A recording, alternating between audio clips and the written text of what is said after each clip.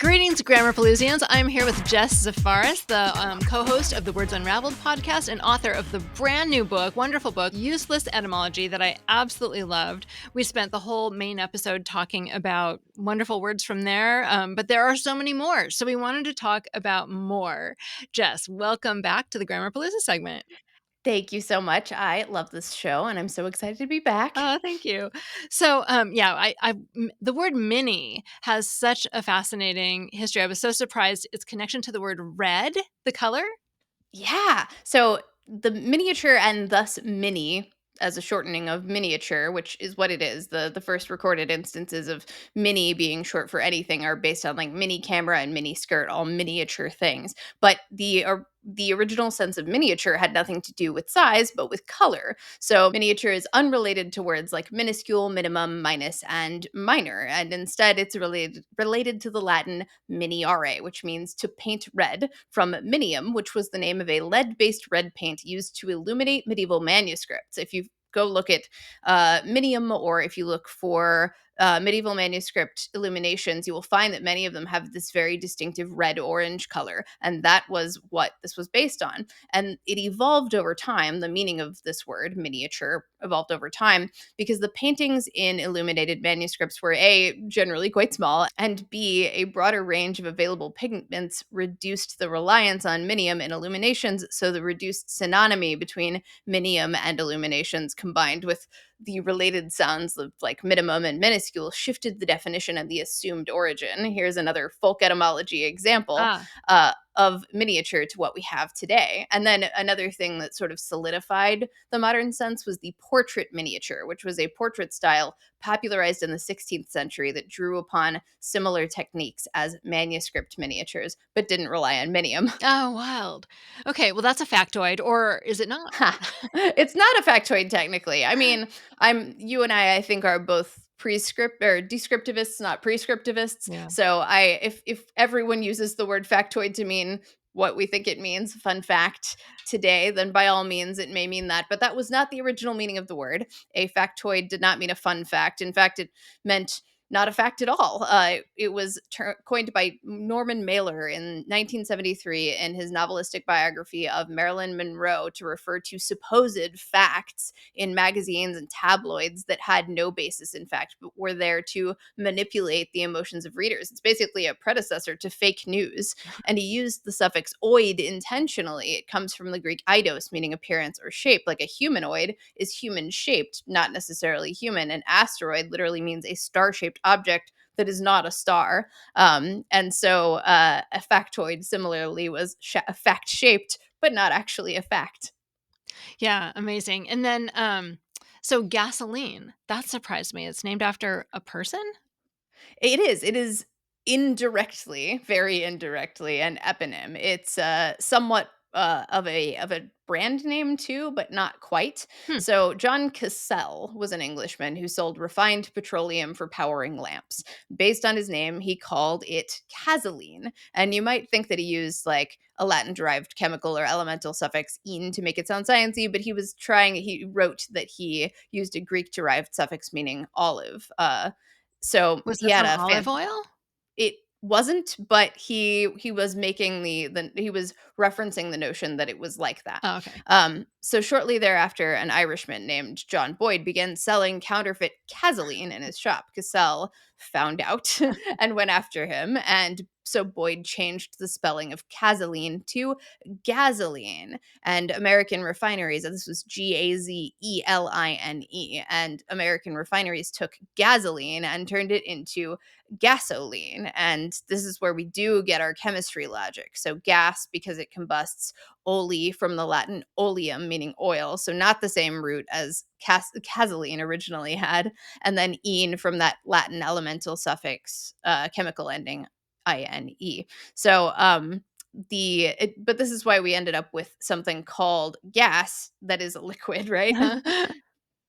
through the names of these odd people and how we ended up with it because it was sold in the States. It ended up being overtaking petrol or petroleum as the standard word for what you get at a gas station. One little fun fact, additionally, about gasoline and petroleum: entirely coincidentally, the first British company to use the word petrol to describe its products was co-founded by a fellow who was very inaptly named Eugene Carless. Oh no, he was Carlos at the gas company. It's Amazing. like an anti-eponym. I also have a segment in the book on inaptronyms or aptronyms, which are words that are appropriate for the person who have them, like Usain Bolt being a fast sprinter, and inaptronyms are ones that are inappropriate, Like our Carless man. like our Carless Yeah. man. Well, almost inappropriately, the last one we're gonna talk about is hello, because hello is also Hello. Yes, indeed. The book starts with the origin of the word hello. It actually also closes with the origin of goodbye. But this is another one like escalate, which we addressed in our full episode, in that it is more recent than you might expect. The word hello didn't become a standard greeting until the introduction of the Bell telephone in 1876. People did not go around saying hello before that, which feels wrong because we say it now. Yeah, what did they But say? prior they would say things like good day, good morning, and good evening. Mm. Open up a Jane Austen book, and you'll see the different kinds of greetings that people used more commonly. You could also say things like "well met" if you wanted to go with that, but the more polite thing to say was good day, good morning, good evening. The earlier hello did have a predecessor. It existed as hallow or hollow occasionally, but when you find these, and very rarely, they're not things that you would say when you enter a room and you talk to someone. They're things you might shout from across a field. Say you're approaching someone on a large property, or you're hailing someone from another ship, then you might say something like hello or hallow or hollow. And you might note that I mentioned this being a thing that you might say when hailing a ship. A similar word is ahoy, which is what Ah, Alexander Graham Bell wanted the telephone greeting to be. So they're the same logic as hailing someone from afar on the telephone. But Edison eventually won out with hello, which he documented in a letter in to one of the larger Pennsylvania phone companies in the 1800s. And it became so associated with telephone communication that telephone operators were known as hello girls, because they were the ones who were doing the work of popularizing this. It's where people started hearing this as a greeting, as they would hop on the phone, dial the operator, and the operator would say hello. oh, nice. Yeah, and if Mhm. Belle had gotten his way, they would have said ahoy.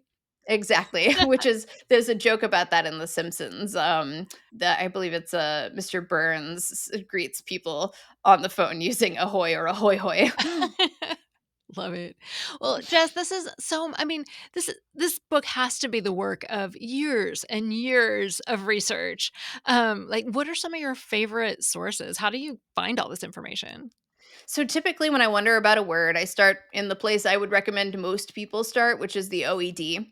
You can they have if you're affiliated with an institution like like a government institution or a school, you can usually log in for free with your email address and look at meaning and usage, which is very helpful in understanding and contextualizing the sort of dry definitions and etymology info you find. But then typically what I'll do is I dig into the primary sources, which reveal a lot more about the word in context. So you'll see the first recorded instance of a word. Go find it. It's probably in the public domain if the word has been around for the past or for more than the past 75 years, I think, is the cutoff for that.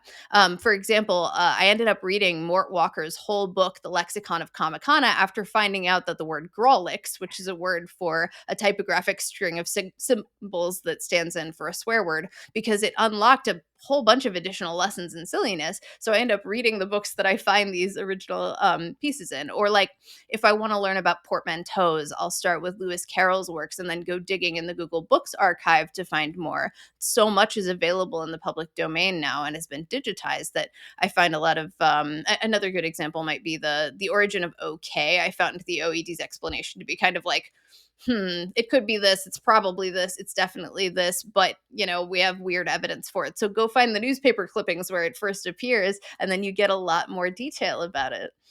Yeah, wonderful. It's wonderful that so much is online now. You can search for it and yeah, find it in the Google Books database or the newspaper archives. Not all books. Another Okay. another fun one on usage and spelling is Google's Ngrams tool. I don't know Yeah. if you've played with this Oh before. yeah, I It's use it very all the fun. time. Yeah. Because you can take, like, if it can be difficult to search for, say, a Middle English word in context, but if you because it had, like, 4 different spellings, but you can compare the 3 and see which one came earlier.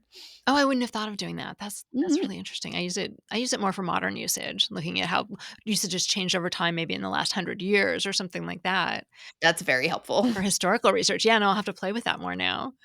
So, books, Google Books. How about favorite books? We like to end with book recommendations. Of course, we want everyone to read Useless Etymology first. That's the book you should Yay! start with. But like after you finish that, like what are some of your favorite books?